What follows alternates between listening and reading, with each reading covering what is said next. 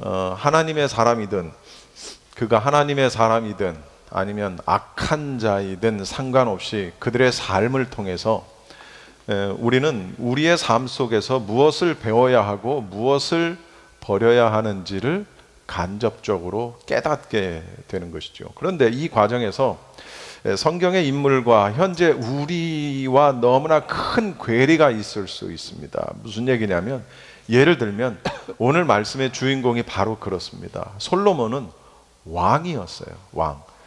그런데 우리 중에는 왕이 없어요.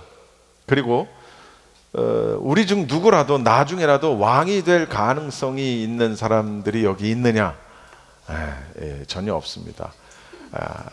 유일하게 한 사람이 있다면 상윤이나 혹시 대통령이 되면 모를까, 그럴 일이 없습니다. 그런 괴리들이 있지요. 그렇다면 왕의 자리에 있었던 솔로몬에게 우리가 무엇을 배울 수 있을까라는 것입니다.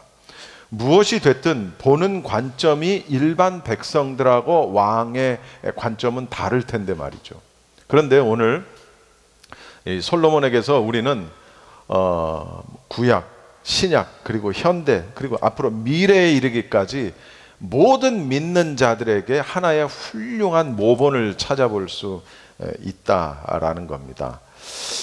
솔로몬은 여러분이 아시는 대로 이스라엘의 3대 왕이죠. 사울과 다윗에 이어서 세 번째 왕이 되었고, 분열 왕국 이스라엘이 나누어지기 전까지 이스라엘을 다스렸던 그런 인물입니다. 우리가 잘 아는 대로 예루살렘 제1성전 솔로몬 성전을 아주 멋지게 지었던 그런 인물이었죠.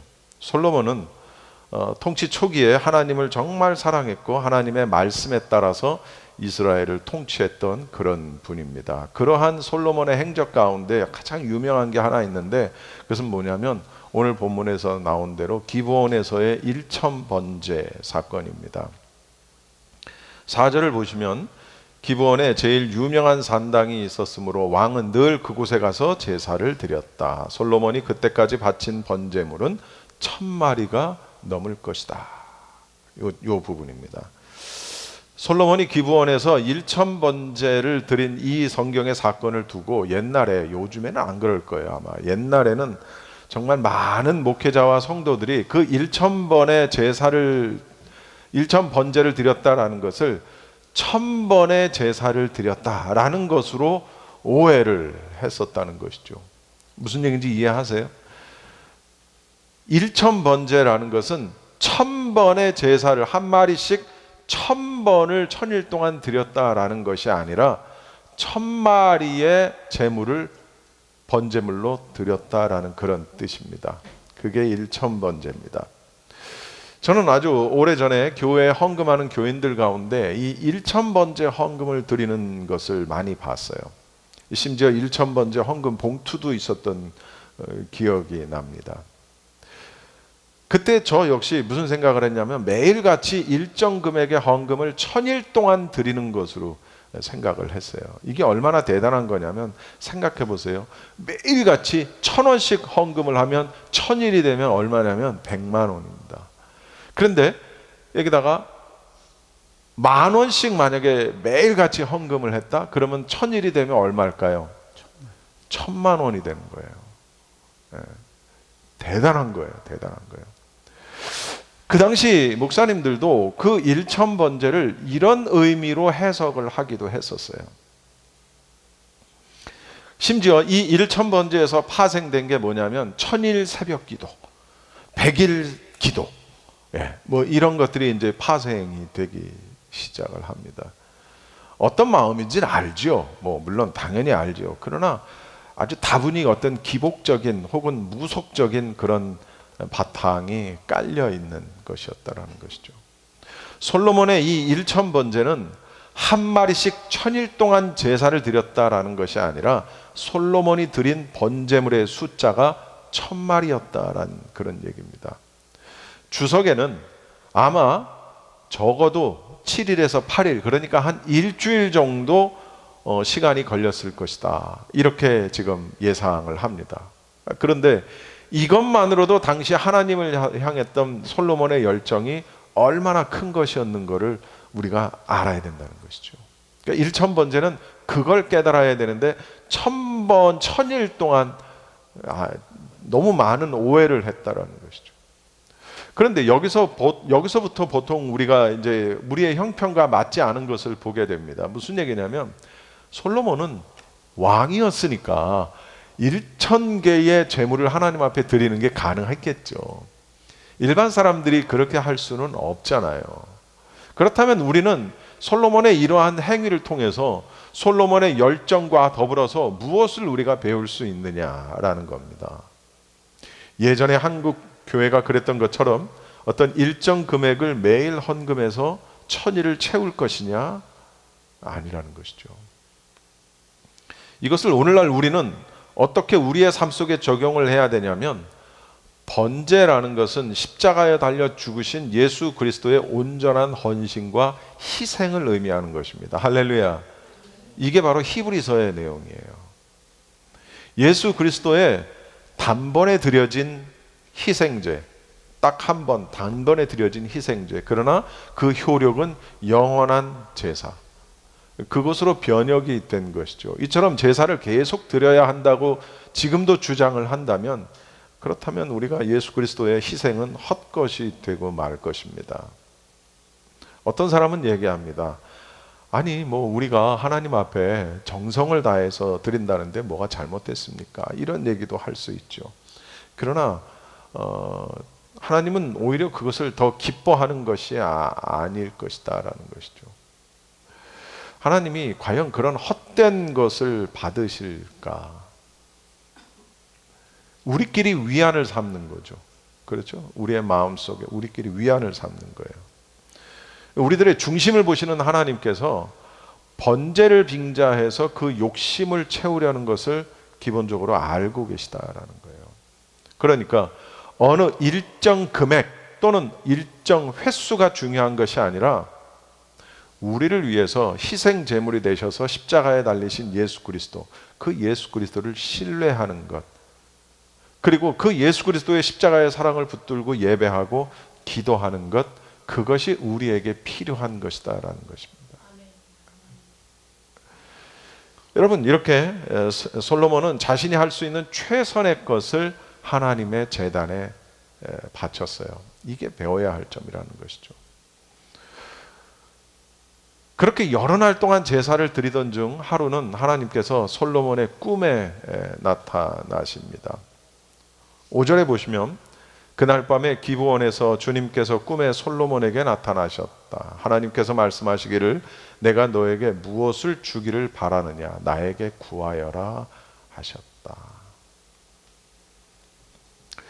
꿈을 통해서 말씀하시던 것은 아직 이때 당시는 성경이 완성되어 있지 않은 그런 시대죠, 당연히. 그래서 이때는 하나님께서 사람들에게 계시를 주기 위해서 여러 가지 방편을 사용했는데 그 가운데 꿈을 통해서 계시하는 것을 많이 하셨습니다. 대표적인 게 바로 요셉이 꾼 꿈 이야기, 또 어떤 사람의 꿈을 해몽하는 것, 이런 것들이 구약 성경에 굉장히 많이 있죠.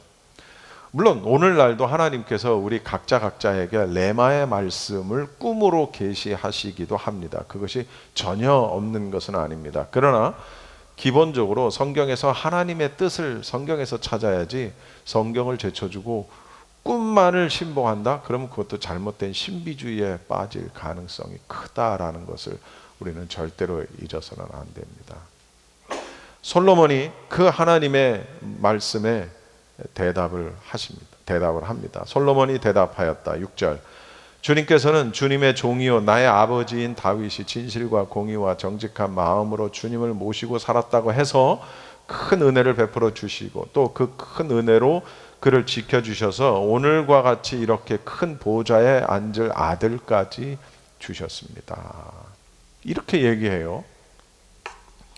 솔로몬은 자기의 소원을 아뢰기에 앞서서 하나님께서 자신의 가문에, 다윗의 가문에 베풀어 주신 그 큰 은혜에 대해서 먼저 감사하는 장면입니다.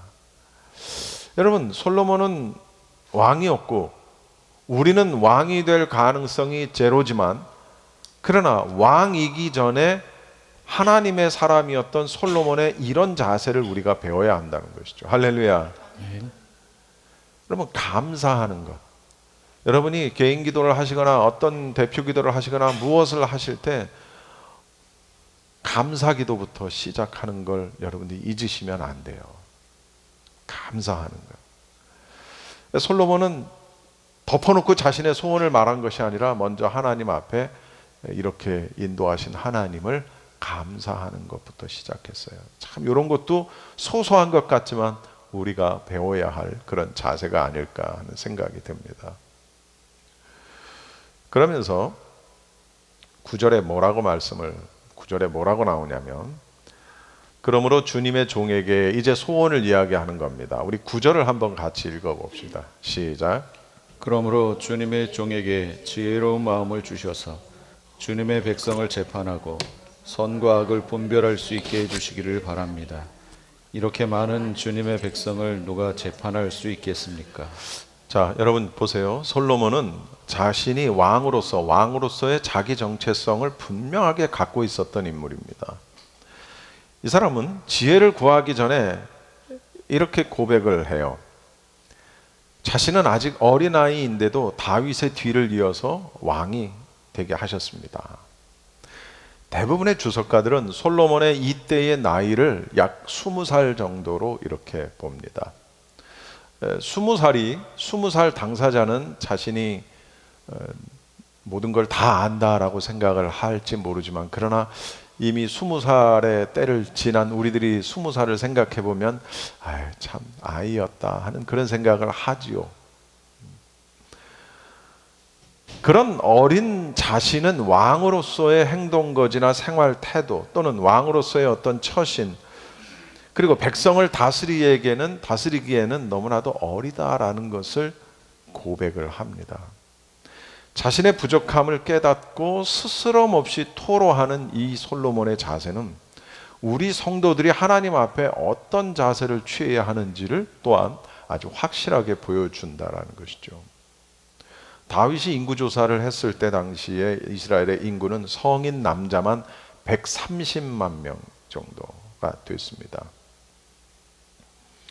성인 남자만 130만 명이었으니까 성인 여자, 노인, 아이들까지 다 합치면 몇백만이 됐겠죠.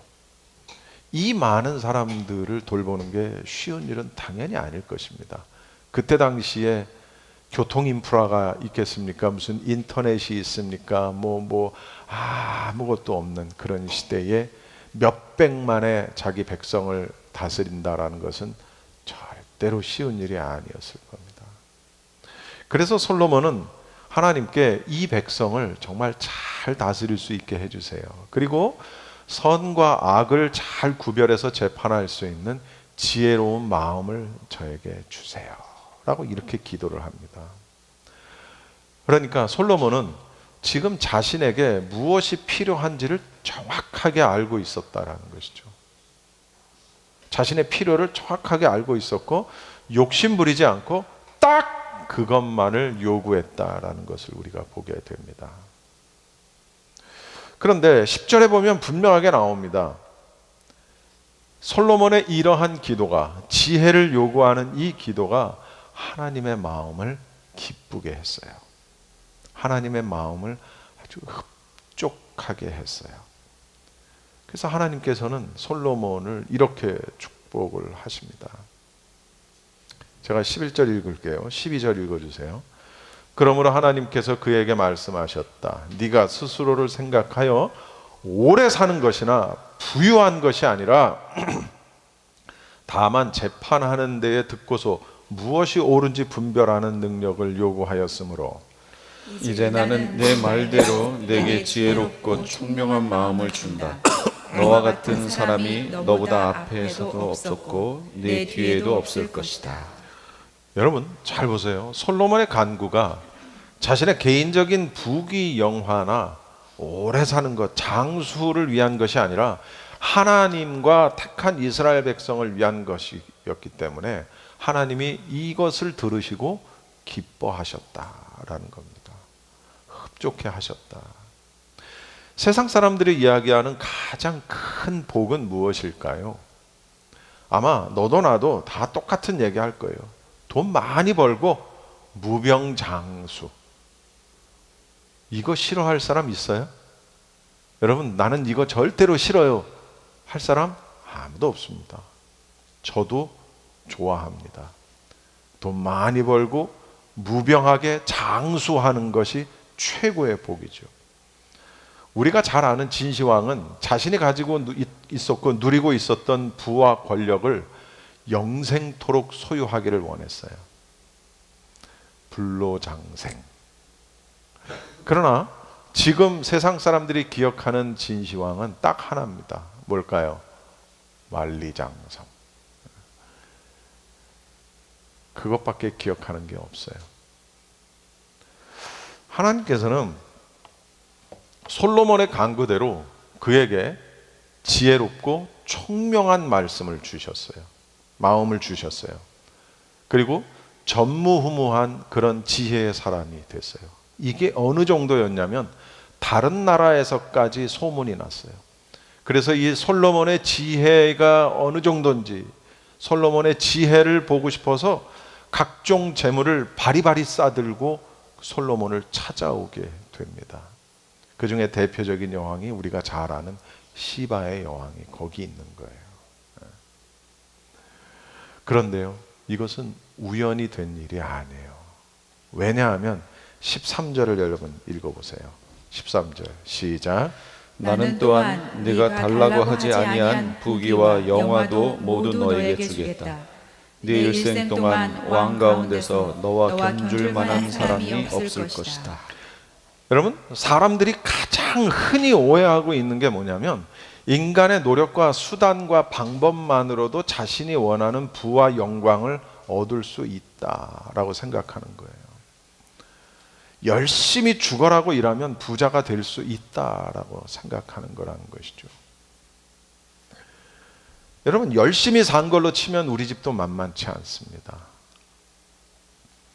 제가 군대에 있을 때 돌아가신 우리 아버지, 정말 머리가 좋으셨던 분이었어요. 그리고 굉장히 부지런하셨습니다. 열심히 특심했습니다. 열심히 최선을 다해서 사셨어요. 그런데 그렇게 열심히 사시는데도 모든 것이 뜻대로 되지 않았어요. 너무나도 괴로웠어요. 그래서 그럴 때마다 저희 아버지는 술을 드셨어요. 정말 어떤 사람의 글 제목처럼 우리 아버지가 마시던 술잔에는 술이 반, 눈물이 반이었어요. 저는 그걸 기억합니다. 그리고 간암으로 돌아가셨습니다. 돌아가셨을 때의 나이가 지금의 제 나이보다도 젊어서 돌아가셨어요.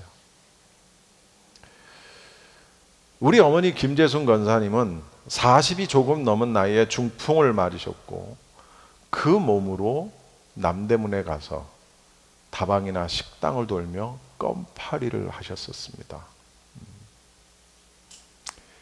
그것이 우리 집의 유일한 수입원이었던 때도 있습니다. 저 역시 군대 제대 이후 단 한 번도 백수로 지내본 적이 없습니다. 저는 제 키만한 냉장고를 등에 지고 4층, 5층 아파트도 올라가던 일도 해봤고요. 40kg짜리 LP가스를 오토바이에 싣고 눈 오는 날 언덕을 올라가다 미끄러져서 내동댕이 쳐진 일이 한두 번이 아니었어요.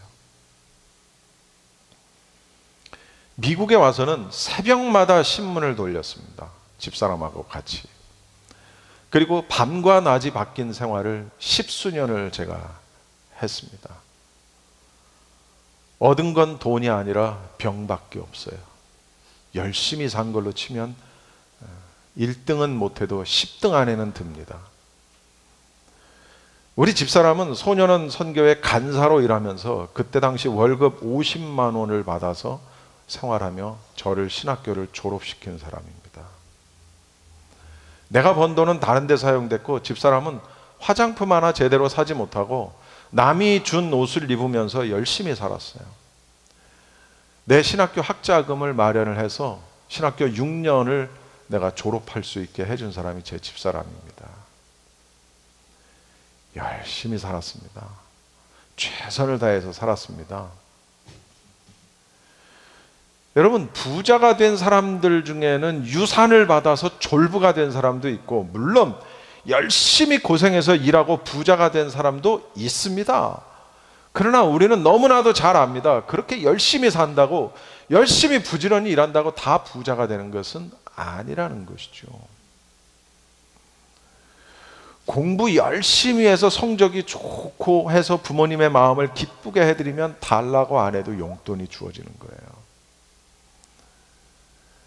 하나님의 마음을 기쁘게 해드리고 흡족하게 해드리면 하나님은 달라고 하지도 않은 것까지 거저 주신다는 거예요. 솔로몬이 그렇게 살아생전 재물이 가득했던 이유는 그가 하나님 앞에 저에게 재물을 좀 주세요 라고 요구해서가 아니라는 사실을 우리는 이 오늘 본문을 통해 알아야 돼요. 무엇이냐? 하나님의 뜻을 이루어 드리는 일에 초점을 맞췄더니 나머지 부귀 영화는 덤으로 쫓아오더라. 사람들이 바리바리 재물을 쌓아서 제발로 솔로몬을 찾아오더라. 그러므로 무엇을 먹을까, 무엇을 입을까, 무엇을 마실까 걱정하지 말아라. 이 모든 것은 이방 사람들이 구하는 것이다. 너희는 하늘 아버지께 이 모든 것이 너희에게 필요하다는 것을 다 아신다. 너희는 먼저 하나님의 나라와 하나님의 의를 구하라. 그리하면 이 모든 것을 너희에게 더하여 주시리라. 마태복음이죠. 무슨 얘기냐? 여러분, 우리의 인생의 목표가 부자가 되는 것이 되어서는 안 된다는 거예요. 우리 삶의 목적이 부유함에 있어서는 안 된다는 거예요. 이것은 덤으로 주시는 것이어야 우리에게 복이라는 거예요. 시장에 가서 물건을 살 때 아유 이건 덤이에요 하고 이렇게 주면 굉장히 기분이 좋죠. 근데 어떤 사람은 아 저 덤 좀 줘. 그러면 주는 사람 기분이 나쁘지. 그건 강탈하는 거지, 강탈. 내가 열심히 일하고 노력해서 부자가 되면 그것은 때로는 나에게 저주가 될 수도 있다라는 것을 우리가 깨달아야 합니다. 그 대표적인 인물이 누구냐? 아나니아와 삽비라. 자신의 노력과 자신이 열심히 해서 돈을 버니까 어느 순간 이걸 아까워하게 되는 거예요. 하나님 앞에 바치겠다고 약속은 했는데 막상 바치려고 했더니 아까워. 왜? 내가 이걸 벌려고 얼마나 죽을 똥을 쌌는데. 그러니까 그것은 복이 아니라 저주인 거예요. 물론 여러분 그렇다고 해서 열심히 살지 마세요. 그 말이 아니에요. 포인트는 오해하지 마세요. 우린 열심히 살아야 돼요. 성실하게 최선을 다해서 주어진 일에 최선을 다해 살아야 돼요. 그런데 그게 부귀영화, 돈을 많이 모아서 그런 것이 목적이 되어서는 안 된다는 것이죠. 그건 그냥 덤으로 주어져야 우리에게 복이 되는 거예요. 이것이 바로 솔로몬에게서 우리가 배워야 할 성도의 자세다. 이건 그가 왕이었냐 아니었냐, 뭐 우리가 왕이 될 것이냐 안 될 것이냐 이거하고는 아무 상관이 없다라는 것이죠.